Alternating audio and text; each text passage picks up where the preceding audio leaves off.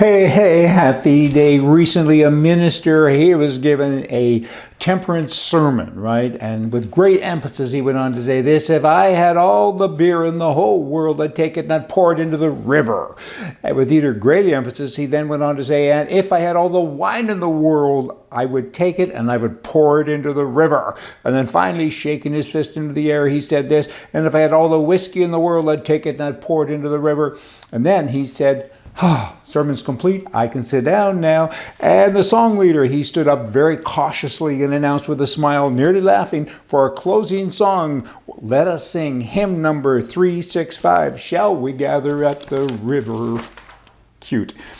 Name changes. Everybody's changing the name recently, lately, kind of, sort of, maybe, because of color stuff going on. Are you white? Are you black? What color are you? Wow. It's just, I'm going to change my name to something. I don't know what. I mean, everybody is. I mean, in Edmonton, Alberta, Canada now, you have the Eskimos, that they're a football club. They've been around for about 100 years, and people are saying, you got to change the name. This ain't good. Eskimos, they get mad. I don't think there are any Eskimos. They changed their name many, many years ago to Inuit, I think. And even if they didn't, and so what? I mean, it's interesting to see. I see on TV just the other night, they're advertising Indian motorcycles. These guys, they got a brand. They've been around for 100 years, and they're saying, hey, we have a brand. We're going to keep on doing it. And that's good. Good for them. They don't mean anything bad by it. It's just a motorcycle with a name, right? There's a truck company in Portland. I think it's called White Trucks. Oh, isn't that terrible? But back to the Edmonton Eskimos, you know what? They want to change the name. As said, one guy's come up with this name. He wants to call it Energy, Edmonton Energy. That's actually not that bad, you know, although there's a lot of bad things with it. It's not bad because it's an energy province. There's all kinds of oil and different things if they can ever get the politics sorted out. But energy, it's kind of fast moving. But then you're going to have some wacko in the press. Someday he's going to say, energy is fast moving, better than Eskimos. Eskimos are slow moving. And then you have a racist thing again going on. Energy, winners, Eskimos, losers, sleepy, blah, blah. Not nice. I mean, come on, hold it. Then they have the Grey Cup. Grey Cup. In Edmonton, in Canada, that's not good either. It implies that there's a gray area. It kind of implies that the mob's involved. And the mob, of course, they're Italian, so they're white, so they're all racist too. It just doesn't end, does it? I mean, then you have the consumer products giant Unilever, and they're now saying that we have to aim for a more inclusive vision of beauty. In skincare products, we can no longer use words such as fair, whitening, lightening. We're going to lighten your face. I mean, come on. You know what? It's kind of like crime. There used to be white-collar crime, and there's blue-collar workers. That must be racial, too. I mean, they're just picking the words apart. These people, they make me crazy. And then you have a white woman in Seattle. And most of the people that are doing this, by the way, are white. You have a small little group with big influence in the communist press of people that are making all this noise, and they're white.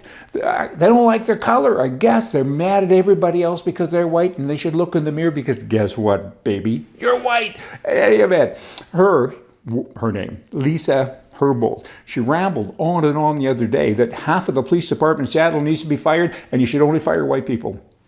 Get rid of 50% of the police immediately and make sure they're all white. What? And when asked why, she said, white's bad. Nobody likes white. Oh, and here she's a white broad. God almighty. It's just kind of... And then in Canada, you have this Freeland, who's the deputy prime minister, I guess, and she says, hey, I heard from a police chief that racism was an issue, and how dare she say that, because it is an issue and all police must acknowledge racism.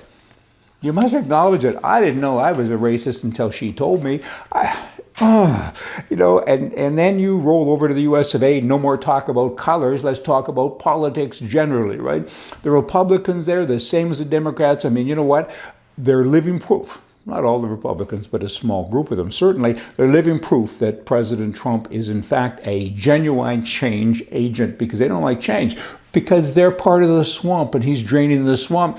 People say, there's a GOP guy, grand old party, Republican, who's now mad at Trump, and look at him saying all of these things, and look at his niece saying all these bad things. I mean, hey, people betray people all the time. I've had people betray me, you have, everybody does, right? That's the makeup. I mean, read the Bible. What's that guy's name? You got a whole bunch of silver, right? 30 pieces of silver? You know. In any event, you know what? He is the agent of change, the president. He's made a lot of good changes, and these people cannot accept it. And they continue to talk about all these crazy things. I mean, no matter what he does or says or tries to do, they're against him.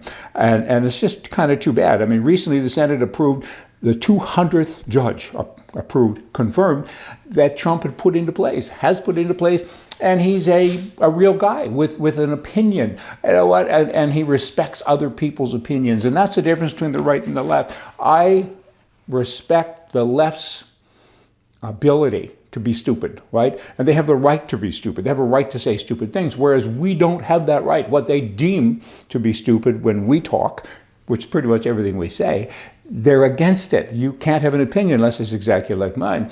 And if you like the president, then of course, well, you can't like him. And it's just kind of a bad. It's a time-worn strategy of the left to attack the messenger when the message is unassailable, right? Unacceptable to them. And the steroid, it's just basically a steroid extension to this in the New World, is that the media's left wings, the attacks are glorified and spread as if they spoke the truth. And the result is that much of history is really untrue because they keep doing their own little spin all of the time. To end today on a lighter note, kind of. The police screwed up on this one. They were doing a radar check in Italy, and an Italian woman, she was driving a Ford Focus, okay? And she got a speed limit for going 703 kilometers an hour, it says here, which is, of course, about 440 miles an hour in a Ford Focus. And she went and argued the point, and they said, no, our machine says you're going 440. You got to kind of think a little bit, Mr. Policeman, because it ain't possible. Ford Focus, duh. Anyway, kind of a cute story. And at the end of the day, after spending a lot of time and energy, she didn't have to pay the ticket. Hey, y'all come back tomorrow. We're going to have more for you from the right. See ya.